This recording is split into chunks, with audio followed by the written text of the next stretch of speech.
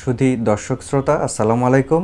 আমি ডাক্তার ইউসা আনসারি। দীর্ঘদিন ধরে কিডনি রোগে আক্রান্ত রোগীরা একটা পর্যায়ে গিয়ে ডায়ালাইসিস নামক চিকিৎসাতে আসতে হয়। আমরা আসলে একটা পর্যায়ে যখন ক্রিয়েটিনিন অনেক বেড়ে যায়, অর্থাৎ সিকেডি স্টেজ 5-এ চলে যায়, জিএফআর অনেক বেশি কমে যায়, তখন আমরা ডায়ালাইসিস দিতে বাধ্য হই কখনো কখনো।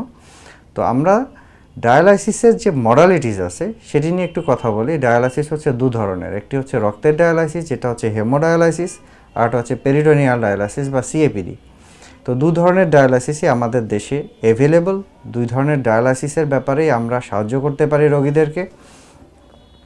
তো ডায়ালাইসিস করতে গেলে যেই আতঙ্কটা মানুষের মধ্যে কাজ করে যে ডায়ালাইসিস করলে মানুষ বেশি দিন বাঁচে না, ডায়ালাইসিস করলে রোগীদের অনেক কষ্ট হয়, তো আমি আপনাদেরকে যে জিনিসটি বলতে পারি সেটি হচ্ছে যে ডায়ালাইসিস করলে রোগীদের কষ্ট কমে। অর্থাৎ একজন রোগীর যখন কিডনি কম কাজ করে তখন ওনার শরীর থেকে বর্জ্য পদার্থ বের হতে পারে না। দেখা যায় যে রোগীর অনেক সময় প্রস্রাব কমে যায়, যথেষ্ট পরিমাণ পানিও বের হতে পারে না, শরীর ফুলে যায়, শ্বাসকষ্ট হয়, খাওয়ার রুচি কমে যায় এবং আমরা অনেক ধরনের নিষেধাজ্ঞাও দিয়ে থাকি। এটা খাওয়া যাবে না, প্রোটিন রেস্ট্রিকশন, ফ্রুট রেস্ট্রিকশন, অনেক ধরনের রেস্ট্রিকশনের আওতায় আসতে হয়। তো আমরা যখন একটা রোগীকে ডায়ালাইসিস শুরু করি, ডায়ালাইসিসের মাধ্যমে রোগীর এই বর্জ্য পদার্থগুলি বেরিয়ে যায়। এই বর্জ্য পদার্থগুলি যদি সুন্দর করে আমরা বেরিয়ে যেতে সাহায্য করতে পারি ডায়ালাইসিসের মাধ্যমে, তাহলে কিন্তু রোগীর এই কষ্টগুলি কমে।